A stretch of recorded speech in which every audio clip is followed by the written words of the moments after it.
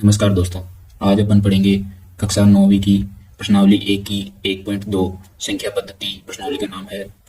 और उससे पहले एक सूचना, अगर आपको इस चैनल के वीडियो बढ़िया लग रहे हैं और अगली बार भी आप इसी चैनल के वीडियो देखना चाहते हैं तो आप गूगल या यूट्यूब पर सर्च कर सकते हैं #VDC9M1।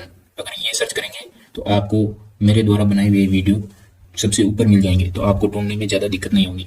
ये कैसे बना है? मेरा नाम है विकास धाकड़। तो वीडी कक्षा 9वीं का वीडियो देखना है तो C9, और मैथमेटिक्स सब्जेक्ट का देखना है और पहली प्रश्नावली का देखना है तो VDC9M1। हैशटैग जरूर लगाना साथ में। अगर इस ऐसे ढूंढेंगे तो आपको वीडियो सबसे पहले मिल जाएगा।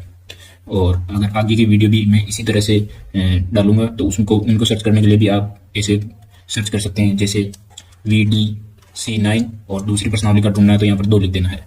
विकास धाकड़ वाले चैनल पे कक्षा 9 मैथ्स का दूसरी प्रश्नावली। ऐसे ही अगर अपन आगे भी वीडियो धीरे धीरे डालेंगे तो VDC9M3 यानी कि तीसरी प्रश्नावली का आगे हैशटैग जरूर लगाना है। इसी तरह आप सर्च करके ढूंढ सकते हैं। चलिए आगे बढ़ते हैं। अब प्रश्नावली पढ़ते हैं, और प्रश्नावली को पढ़ने से पहले उसकी थ्योरी पढ़ेंगे। और थ्योरी को जानने के लिए प्रश्न पढ़ना जरूरी है, क्योंकि प्रश्न में कौन सी थ्योरी चलेगी वो तो प्रश्न पढ़ने से पता चलेगा। सत्य सत्य लगाना है, और इसमें क्या ढूंढना है? अपरिमेय संख्याएं और वास्तविक संख्याओं के बारे में जानकारी इसमें पता होनी चाहिए। संख्या रेखा पर प्रत्येक बिंदु वर्गमूल m का वर्गमूल √m के रूप का होता है, जहां m एक प्राकृतिक संख्या है। ये सत्य सत्य पता करना है। वास्तविक संख्या और एक अपरिमेय संख्या, इनके बारे में जानकारी पता करनी है। क्या सभी धनात्मक पूर्णांकों के वर्गमूल अपरिमेय होते हैं? धनात्मक पूर्णांकों के वर्गमूल और अपरिमेय यदि निम्न नहीं तो एक ऐसी संख्या के वर्गमूल का उदाहरण दीजिए जो एक परिमेय संख्या है। चलो ये भी हो गया। दूसरा प्रश्न पढ़ लेते हैं। दिखाइए कि संख्या रेखा पर √5 को किस प्रकार निरूपित किया जा सकता है। तो संख्या रेखा पर अपन को √5 को निरूपित करना सीखना है। चलिए सबसे पहले इस प्रश्नावली को हल करने के लिए अपन को एक चीज सीखनी पड़ेगी, बोधायन प्रमेय। ये क्वेश्चन नंबर 3 में काम आएगी, लेकिन अभी अपन यहीं पर पढ़ लेते हैं पाइथागोरस प्रमेय। तो सबसे पहले देखते हैं कि ये लगती कहाँ पर है। ये लगती है केवल समकोण त्रिभुज। समकोण त्रिभुजों में, केवल जहां पर भी समकोण त्रिभुज होगा वहीं पर पाइथागोरस प्रमेय, या आजकल उसको बोधायन प्रमेय भी बोलते हैं, तो बोधायन प्रमेय लगेगी। अब समकोण त्रिभुज क्या होता है? ऐसा त्रिभुज जिसमें एक कोण 90 डिग्री का हो। जिसमें एक कोण 90 डिग्री का हो, जैसे ये बनाया मैंने, हाथ से बना रहा हूँ, टेढ़ा मेढ़ा बन रहा है, चलेगा, ये 90 डिग्री। तो ये होता है समकोण त्रिभुज। ये प्रमेय केवल ऐसे समकोण त्रिभुज वाले त्रिभुज में ही लगती है। और अब होती क्या है, तो इसमें मान लो मैं इसको आधार बोल दूं, इसको मैं लंब बोल दूं, और इसको मैं कर्ण बोल दूं, या भुजा के रूप में दे तो ABC। तो यहाँ पर आधार और लंब यानी कि AB भुजा का वर्ग प्लस AC भुजा का वर्ग किसके बराबर होता है? CB यानी कर्ण के बराबर होता है। या BC, B और C BC के वर्ग के बराबर होता है। यानी कि मैं ऐसे भी लिख सकता हूँ इसको, आधार का वर्ग प्लस लंब का वर्ग, और ये किसके बराबर होता है? कर्ण के वर्ग के बराबर होता है। और आसान तरीके से देखना चाहिए तो जहां पर समकोण त्रिभुज बन रहा है, जहां पर भी समकोण त्रिभुज बन रहा है, उस त्रिभुज से, उस कोण से, जहां पर भी समकोण बन रहा है उस कोण से जुड़ी हुई दोनों भुजाएं, एक ही भुजा है और एक ही भुजा है, इन दोनों भुजाओं का वर्ग, इसका भी वर्ग और इसका भी वर्ग किसके बराबर होता है? ये जो त्रिभुज के सामने वाली भुजा है, यानी कि जो सबसे बड़ी भुजा है उसके वर्ग के बराबर होता है। जैसे उदाहरण के रूप में देख लेते हैं, मान लो ये 3 है और ये 4 है, तो अब ये क्या होगी? तो 3 का वर्ग प्लस, ये कर रहे हैं ना, ये आधार और लंब प्लस में आगे पीछे कर सकते हैं, तो 3 का वर्ग और 4 का वर्ग। तो इसको हल करो, 3 3 9 प्लस 4 4 16, 16 9 25, ये किसके वर्ग के बराबर हो गया? ये होता है 5 के वर्ग के बराबर। तो 5 को 25 को क्या लिख सकता हूँ मैं? 5 का वर्ग, और यही क्या हो गया? अपना कर्ण हो गया। तो ये कितना हो जाएगा? ये भुजा कितनी हो जाएगी? 5 हो जाएगी। तो ऐसे ही पाइथागोरस प्रमेय बनती है। अब ये तो केवल पूरी संख्याएं हो गई। अगर मैं इस भुजा को, आधार को 1 ले लूँ, एक त्रिभुज को वापिस बनाते हैं, और इसमें इसको 1 लेते हैं, इसको 2 लेते हैं, और चलो फिर अब ये निकालते हैं। तो ये भुजा निकालने के लिए क्या करेंगे? इसका वर्ग करूंगा मैं, कर्ण का स्क्वायर बराबर ये कर्ण का स्क्वायर। कर्ण का स्क्वायर किसके बराबर होता है? लंब के स्क्वायर, और आधार के स्क्वायर के बराबर। तो कर्ण का स्क्वायर बराबर लंब का स्क्वायर प्लस आधार का स्क्वायर। ये क्या कर रहे हैं अपन, कर्ण निकालने के लिए कर रहे हैं। अगर आपने 8वीं में पढ़ा तो ठीक है, नहीं पढ़ा तो एक बार और रिवाइज कर लीजिए। लंब कितना है, 1 का वर्ग प्लस 2, आधार क्या है 2 का वर्ग, तो कितना हो जाएगा, ये है कर्ण का वर्ग। तो 1 का वर्ग 1 होता है, 2 का वर्ग 4 होता है, तो बराबर 4 और 1 5 हो गया। ये किसके बराबर आया, कर्ण का वर्ग के बराबर, कर्ण के वर्ग के बराबर। तो अब ये वर्ग को उधर ले जाएं या दोनों पक्षों में वर्गमूल लें, तो ये बचेगा कर्ण दोनों पक्षों में और ये √5। ये कैसा है ये भी देख लीजिए, किसी भी संख्या का वर्ग है और इसका वर्गमूल ले लेते हैं, तो ये वर्ग इसके वर्गमूल से कट जाता है और a बचता है। और ऐसा क्यों होता है ये भी देख लीजिए। और इसका उल्टा भी सही है, किसी संख्या का वर्गमूल और उसका वर्ग करेंगे तो ये भी a के बराबर होगा। कैसे, तो जैसे वर्गमूल का अर्थ क्या होता है, इस अंडर का अर्थ होता है √a, इसका अर्थ है a की घात है 1/2। और अब अगर अपन इसका वर्ग कर दें, ये वर्ग कर दिया और इसका भी वर्ग कर दिया, तो घातांक के नियम से अपन जानते हैं कि ये दोनों घातें गुणा हो जाएगी। तो 1/2 को 2 से गुणा करेंगे तो 2 से 2 कट गया और 1 की घात 1 बचा, और 1 की घात 1 क्या होता है, ये होता है। इस तरह से वापिस से दोबारा देखिए, पाइथागोरस प्रमेय, बोधायन प्रमेय, ये किस पर लगती है, केवल समकोण त्रिभुज पर लगती है। समकोण त्रिभुज में जो समकोण कोण होता है उसकी एक साइड को लंब बोलते हैं, एक साइड को आधार बोलते हैं। आधार का स्क्वायर और लंब का स्क्वायर कर्ण के स्क्वायर के बराबर होता है। यही मेन अपनी बोधायन प्रमेय हो गई। और इससे अपन अगर मान लो 2 भुजाएं दे रखी और तीसरी भुजा निकालनी हो तो कैसे निकालते हैं, मैं एक त्रिभुज लिया मान लो जिसका ये कोण समकोण है, एक भुजा 1 है, दूसरी भुजा 2 सेंटीमीटर लंबी है, तो कैसे निकालेंगे, ये बोधायन प्रमेय हो गई। कर्ण का स्क्वायर बराबर लंब का स्क्वायर प्लस आधार का स्क्वायर। कर्ण निकालना है अपन को, लंब की जगह 1 रखा, आधार की जगह 2 रखा। लंब 1 का स्क्वायर 1, 2 का स्क्वायर 4, दोनों को जोड़ा 5, कर्ण का स्क्वायर 5। तो कर्ण कितना हो जाएगा, दोनों पक्षों का वर्गमूल लेंगे तो जैसे इसमें वर्गमूल लिया तो ये स्क्वायर से वर्गमूल कट जाता है, स्क्वायर से वर्गमूल कट जाता है, स्क्वायर से वर्गमूल कट जाता है, वर्गमूल से स्क्वायर कट जाता है, तो इसका वर्गमूल लेंगे। तो दोनों पक्षों में ये मैंने वर्गमूल ले लिया तो 2 से 2 कट गया और ये कर्ण बचा, कर्ण बराबर अपना √5 आ गया। कितना आ गया, √5। ये पूरी चीज सीख ली। अब चलिए आगे बढ़ते हैं। और एक एक्स्ट्रा फैक्ट, ये मतलब अपने आप को आगे काम आ सकता है, काम आता ही। जैसे अपन ने अभी निकाला था 3 और 4, अगर ये लंब और आधार 3 और 4 है तो कर्ण क्या होगा अपना 5। ये डायरेक्ट याद करने की चीजें हैं, आगे काम आएगी। इस प्रश्नावली में तो नहीं, आगे जब भी गणित पढ़ोगे पाइथागोरस प्रमेय आएगी तब काम आएगी। 5 और 12, अगर ये लंब और आधार इन दोनों में से कोई सा भी एक है तो कर्ण कितना होगा 13। और इनको क्या बोलते हैं, पाइथागोरस त्रिक बोलते हैं। क्या बोलते हैं, पाइथागोरस त्रिक। अगर एक भुजा 7 है, समकोण के 7 वाली एक भुजा 7 है, दूसरी 24 है, तो तीसरी क्या होगी, कर्ण क्या होगा अपना 25। ये सारे क्या है, कर्ण है। ये सारे क्या है, कर्ण है। और इन दोनों में से एक एक लंब और आधार है, तो इनको डायरेक्ट रट लो, कोट लो। 3 और 4 इसके साथ 5 लंब आधार, 5 और 12 कर्ण 13, 7 24 के साथ कर्ण 25, 8 15 के साथ कर्ण 17, 9 40 के साथ कर्ण 41, 11 60 के साथ कर्ण 61, 12 35 के साथ कर्ण 37, 20 और 21 के साथ कर्ण 29। चलिए इसको रट लीजिए, स्क्रीनशॉट ले लीजिए, आपको जो भी अच्छा लगे। चलिए आगे बढ़ते हैं। अब आते हैं अपन अपरिमेय संख्या पे। पहले अपन परिमेय संख्या तक पढ़ चुके थे। परिमेय संख्याओं को भिन्नों के रूप में लिख सकते हैं, अपरिमेय संख्याओं को भिन्नों के रूप में नहीं लिख सकते, P/Q के रूप में नहीं लिख सकते। इसलिए इसका नाम पढ़ा, देखो परिमेय। परिमेय के आगे अ लग गया, अ का मतलब नहीं। जो परिमेय संख्याएं नहीं है उनको ही अपरिमेय संख्याएं बोलते हैं। रेशनल नंबर और इसके आगे लगा IR, तो इर्रेशनल नंबर, जो रेशनल नंबर नहीं है। अपरिमेय संख्याओं को ऐसे से व्यक्त करते हैं। किससे ऐसे व्यक्त करते हैं, ऐसे, जो P/Q के रूप में नहीं लिख सकते, के रूप में नहीं लिख सकते, उनको अपरिमेय संख्याएं बोलते हैं। तो अपरिमेय संख्याएं किस किस तरीके से अपन को पता चलेगी भाई ये परिमेय है या अपरिमेय है, तो उसके 3 तरीके हैं, पहला दूसरा तीसरा। पहला तो √2 और 5, यानी कि वर्गमूल में कोई भी अभाज्य संख्या आ जाए वो सारी क्या होगी, अपरिमेय संख्याएं होगी। जैसे और उदाहरण देखते हैं, √3, ये भी एक अपरिमेय संख्या है क्योंकि 3 अभाज्य है।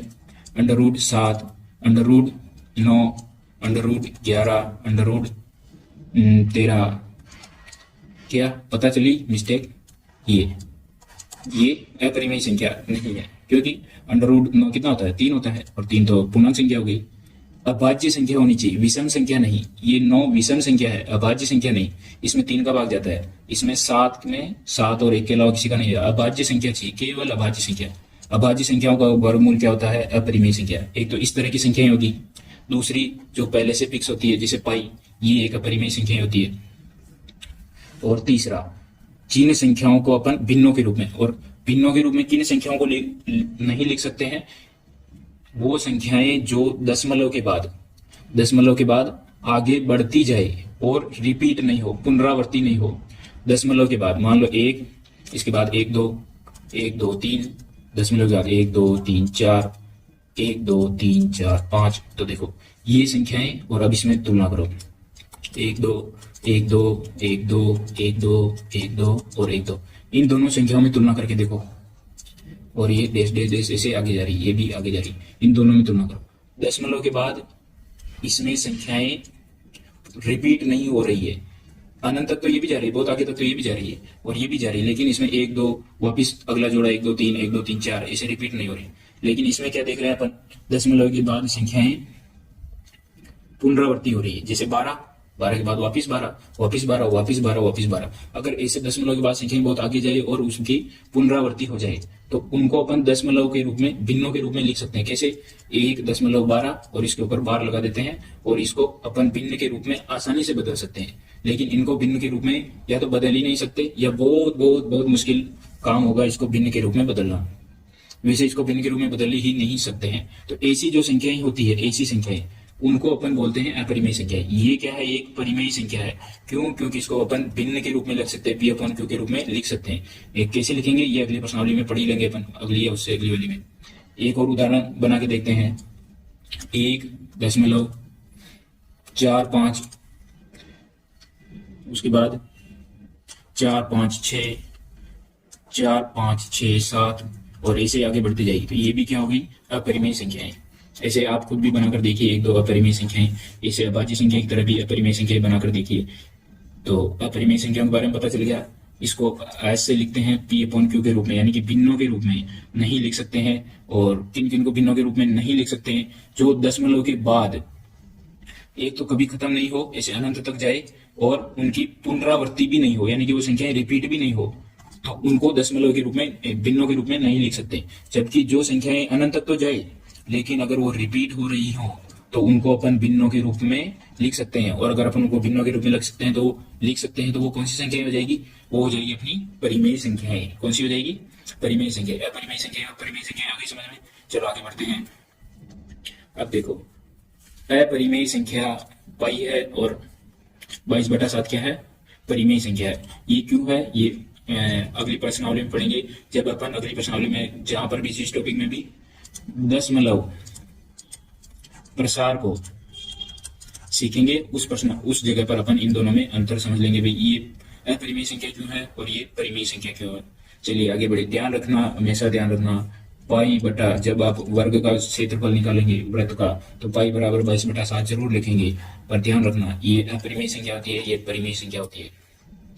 सबसे पहले अपने नेचुरल नंबर पढ़ा था, प्राकृत संख्याएं, सबसे छोटा, और ये संख्याएं 1 2 3 4 5 यहाँ से शुरू होती है 1 से, और इनमें 0 शामिल नहीं होता। प्राकृत संख्याएं, पूर्ण संख्याएं, वापिस पूर्ण संख्या 0 1 2 3, ये कौन सी संख्या हो गई। इन प्राकृत संख्याओं में केवल 1 0 ऐड किया, उनको वो क्या बोलते हैं, पूर्ण संख्याएं। अब इन पूर्ण संख्याओं में क्या ऐड किया, पूर्ण संख्या तो ये है ही सही पहले से, और इनमें अगर माइनस वाली संख्याएं भी ऐड कर दें तो ये हो जाएगी पूर्णांक संख्या। गोला दिखा रहा है इसको, जेड वाला पूर्णांक संख्या। अब अगर इनमें भी अगर 0 और 1 2 इनके बीच वाली संख्याएं और लिख दे, यानी कि जिनको P/Q यानी कि बटे के रूप में 1/2 यहाँ गया, 1 से ही 1/2, तो इसी संख्याएं जो है उनको परिमेय संख्याएं बोलते हैं। अब अपन ने अभी पढ़ा था अपरिमेय संख्या, तो अपरिमेय संख्या किसको बोलेंगे, जिनको P/Q के रूप में नहीं लिख सकते। तो ये समूह हो गया अपरिमेय संख्या होगा, ये पूरा बड़ा समूह हो गया परिमेय संख्या होगा। इससे थोड़ा सा छोटा समूह पूर्णांक संख्या, उससे थोड़ी सी छोटी संख्या पूर्ण संख्या, और उससे छोटी संख्या प्राकृत संख्या। अगर हम इस पूरी परिमेय संख्याओं को और अपरिमेय संख्याओं को मिला दे, एक थैले में डाल दें, तो वो पूरा थैला किन संख्याओं का समूह हो जाएगा? वो पूरा थैला हो जाएगा वास्तविक संख्याओं का समूह। चलिए आगे बढ़ते हैं। अपरिमेय संख्याओं का अब क्या सीखते हैं? संख्या रेखा पर निरूपण, यानी कि इनको संख्या रेखा पर कैसे दर्शाते हैं। अभी अपना वो सवाल था ना, एक √5 को संख्या रेखा पर दर्शाना है, तो उसको कैसे करेंगे? उसको करने के लिए अभी वो पाइथागोरस प्रमेय अपने यहाँ पर काम आएगी। √5 को दिखाना था, ऐसे मान लो अब अगर मेरे को √2 को किसी संख्या रेखा पर दिखाना, ये क्या है? एक अपरिमेय संख्या है, मतलब ये 1.1 4 और इसे डेश डेश डेश डेश, अब ये संख्या रिपीट भी नहीं होगी और अनंत तक जाएगी। तो इनको 10 एक संख्या रेखा पर कैसे दर्शाते हैं? इनको दर्शाने के लिए क्या करेंगे अपन? सबसे पहले एक इकाई, यानी कि मान लो अपन सेंटीमीटर में गिन रहे, तो 1 सेंटीमीटर एक लाइन खींचेंगे और 1 सेंटीमीटर उस पर नाप लेंगे किसी भी बिंदु से, और जो नापा है उसको अगले वाले बिंदु पर, इसको बी दे रखा है, तो बी पर 90 डिग्री कोण बना लेंगे। कितना बना लेंगे? 90 डिग्री कोण, और 90 डिग्री से वापस एक इकाई इधर खींच लेंगे, ये 1 सेंटीमीटर की देर खींच लेंगे। अब ये देखो, अपने अभी पढ़ा था पाइथागोरस प्रमेय में, ये एक इन दोनों को मिला देंगे तो एक समकोण त्रिभुज हुआ नहीं हुआ? समकोण 90 डिग्री कोण बन रहा है, और इसमें ये लंब और ये आधार, और ये क्या हो गया? कर्ण हो गया। तो देखो कर्ण को कैसे निकाला है? लंब का स्क्वायर यानी कि 1 का स्क्वायर प्लस आधार का स्क्वायर, 1 का स्क्वायर बराबर क्या होता है? कर्ण का स्क्वायर होता है, नहीं होता? तो अब 1 का स्क्वायर 1 होता है और 1 का स्क्वायर 1 होता है, बराबर कर्ण का स्क्वायर होता है। तो 1 1 2 2 बराबर किसके हो गया? कर्ण का स्क्वायर के बराबर। दोनों पक्षों में वर्गमूल लेने पर, यानी कि दोनों का अंडर रूट कर दे, इधर भी अंडर रूट कर दिया, इधर भी अंडर रूट कर दिया, तो ये तो अंडर रूट 2 ही बचेगा, और ये स्क्वायर से अंडर रूट कट गया, तो ये क्या हो गया? कर्ण। अपना कर्ण क्या गया? Under root 2। इस तरीके से अंडर रूट 2 आया। अब देखो, इसको अपन एक प्रकार से या एक स्केल से नाप लेंगे। अब अपन क्या करेंगे? इस भुजा पर, चलो तो अब इसको नाप कर और एक लाइन खींचेंगे वापिस, जैसे मान लो प्रकार से नापा है, प्रकार के 2 कोने हैं,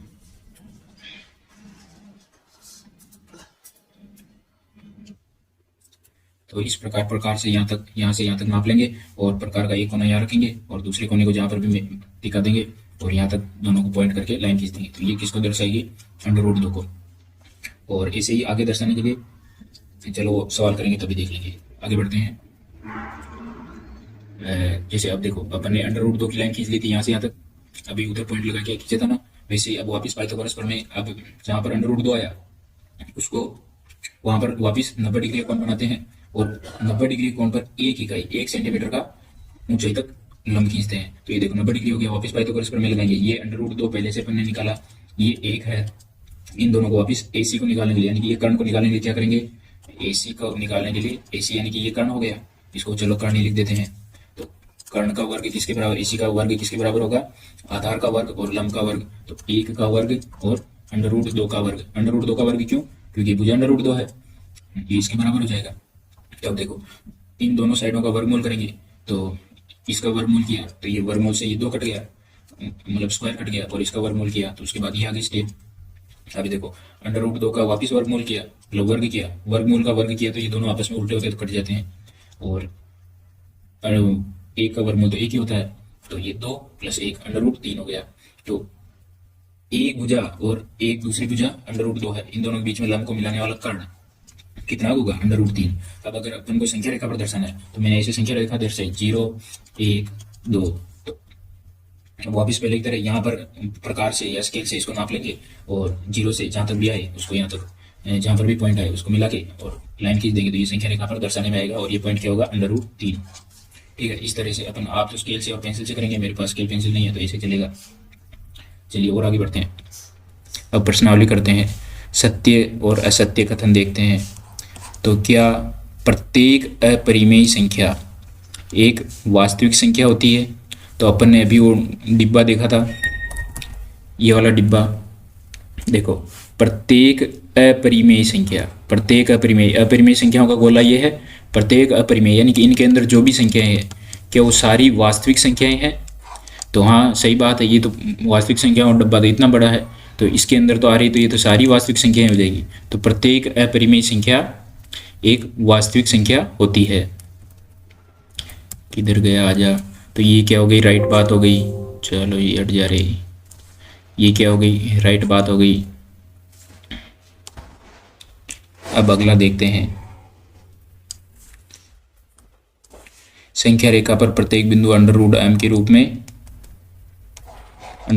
रूप में होता है, जहाँ m एक प्राकृत संख्या है, तो ये क्या है, असत्य बात है। अब ये किताब में तो असत्य दे रखा है, तो आपको परीक्षा में भी असत्य ही लगाना है, लेकिन मेरे विचार से ये थोड़ा सा अलग होगा। मेरे हिसाब से सही हो सकता है। संख्या रेखा पर प्रत्येक बिंदु, यानी कि प्रत्येक बिंदु यानी कोई भी संख्या ली और उस पर प्रत्येक बिंदु को क्या मैं अंडर रूट एम के, यानी कि किसी भी संख्या का वर्गमूल, जहां पर एम एक प्राकृत संख्या है, का वर्गमूल के रूप में लिख सकता हूं क्या? तो नहीं लिख सकता। अब इसमें जो कारण, चलो सही बात है ये असत्य है, लेकिन जो इसमें कारण दिया वो ठीक समझ में नहीं है। क्यों? क्योंकि देखो, क्योंकि कोई भी ऋण संख्या किसी प्राकृत संख्या का वर्गमूल नहीं हो सकती। ऋण संख्या किसी प्राकृत संख्या का वर्गमूल नहीं हो सकती। जैसे कोई प्राकृत संख्या लो 4, 4 का करो आप वर्गमूल, तो 4 का वर्गमूल क्या होता है? 2 होता है।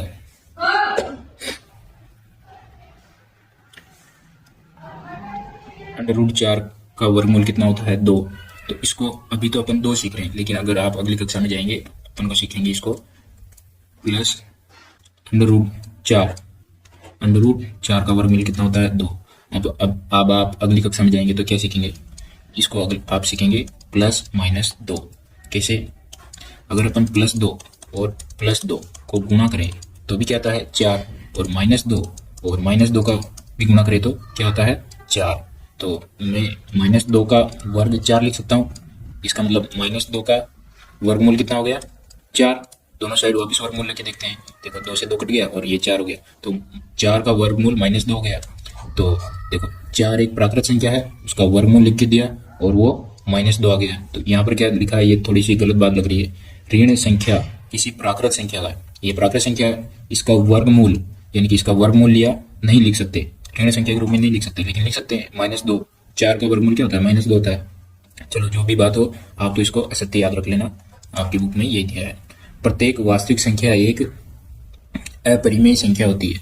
प्रत्येक वास्तविक संख्या एक अपरिमेय संख्या।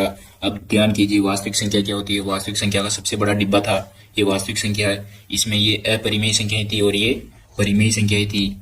ये अपरिमेय संख्याएं थी और ये वास्तविक संख्याएं थी।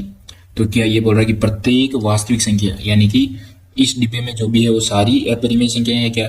नहीं है, बिल्कुल गलत बात है। मैंने यहाँ पर एक संख्या ले ली, तो क्या ये वास्तविक संख्या है? हाँ, इस डिब्बे के अंदर आ रही है, मतलब ये वास्तविक संख्या तो है। लेकिन क्या ये अपरिमेय संख्याओं के डिब्बे में आ रही है? तो गलत बात है, ये तो अपरिमेय संख्याओं के डिब्बे से बाहर है, यानी कि अपरिमेय संख्या नहीं है। यानी कि प्रत्येक वास्तविक संख्या एक अपरिमेय संख्या नहीं होती है। मान लो यहाँ से कोई संख्या उठा ली, तो ये क्या है? ये अपनी परिमेय संख्या है। तो परिमेय संख्याएं है, लेकिन ये अपरिमेय संख्याएं नहीं है, लेकिन ये वास्तविक संख्या तो है।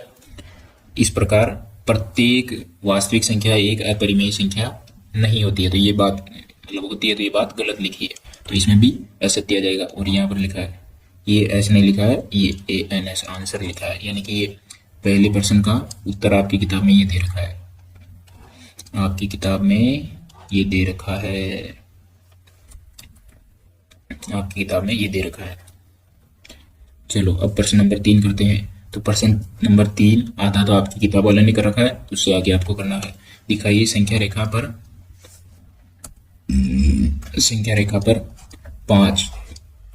5 को दिखाना संख्या रेखा पर। तो कैसे दिखाएंगे? देखो अब दूरी को मापना पड़ेगा। जैसे वहां पर अंडर रूट 3 तक नाप दिया था। एक समकोण त्रिभुज बनाना है एक इकाई का, और उसको समकोण त्रिभुज, तो इसका विकर्ण कितना हो गया? Under root 2। अब इस समकोण त्रिभुज में जो ये विकर्ण है, इस पर 90 डिग्री का कोण वापिस एक इकाई का बना देना है। तो एक एक जोड़ते जाना है। ये अंडर रूट 2 और 1 कितना हो गया? अंडर रूट 3 डायरेक्ट आ जाएगा। तो ऐसे एक इकाई इस पर बनाई, तो यहां से यहां तक मिलाऊंगा, तो ये क्या बन जाएगा? Under root 5। ऐसे ही अब इस पर अगर मैं 90 डिग्री का कोण बना दूं, क्या बना दूं? 90 डिग्री का कोण, और इसको एक इकाई तक ऊंची बनाऊं, तो यहां से यहां तक क्या हो जाएगा? सॉरी, ये अंडर रूट 4 होगा, ये अंडर रूट 4 होगा, और ये अंडर रूट, देखो 2 3 4 और ये अंडर रूट 5। अंडर रूट 4 किसके बराबर हो जाएगा? 2 के बराबर, अंडर रूट 5। इस प्रकार अब इसको नाप के आपको संख्या रेखा पर दर्शा लेना है। तो अब ये तो मैंने रफ काम किया है, आपको फेयर में करना है, तो आप पूरा प्रकार और पेंसिल से करेंगे। ये 1 है, ये अंडर रूट 4 है, इसका वापिस आप जैसे पाइथागोरस प्रमेय लगाई थी अपन ने, वैसे लगा के देखेंगे। तो इसका अंडर रूट 4 का वर्ग और 1 का वर्ग को जोड़ेंगे तो क्या है, और उसका वर्गमूल लेंगे तो अंडर रूट 5 के बराबर हो जाएगा, और इसका कर्ण होगा। और ये अपन को संख्या रेखा पर दर्शाना है। तो ये लंबाई अपन इसे निकालेंगे तो ये लंबाई बन जाएगी, और इस लंबाई को नाप के एक संख्या रेखा खींच के 0 1 2, तो ऐसे संख्या रेखा खींचेंगे और उस पर नाप के बता देंगे 2 पॉइंट कुछ ऊपर आएगा और इसको ऐसे दिखा देना भाई √5 है अपना। और ये चौथा वाला तो क्रियाकलाप ही है, तो ये जो ये आधा सवाल है तीसरे का ये चौथे में दे रखा है, तो ऐसे कर लेना। और बहुत बहुत धन्यवाद यहाँ तक रुकने के लिए।